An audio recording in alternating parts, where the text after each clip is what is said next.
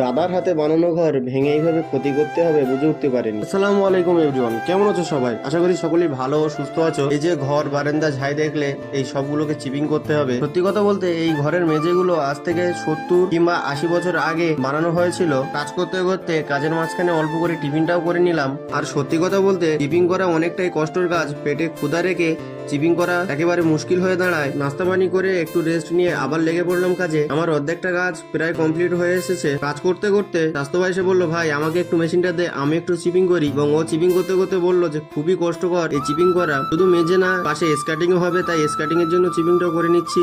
মেজে ও স্কার্টিং চিপিং করেছি, তোমাদের কেমন পছন্দ হয়েছে অবশ্যই আমাকে কমেন্ট করে জানিও। ঘরের ভিতরে চিপিং করা আমার কমপ্লিট হয়ে গিয়েছে। এখন পানি দিয়ে ভালো করে চিপিং করা মশলাগুলোকে বাইরে ফেলে দেবো। এটা ছিল ঘরের চিপিং এর পার্ট।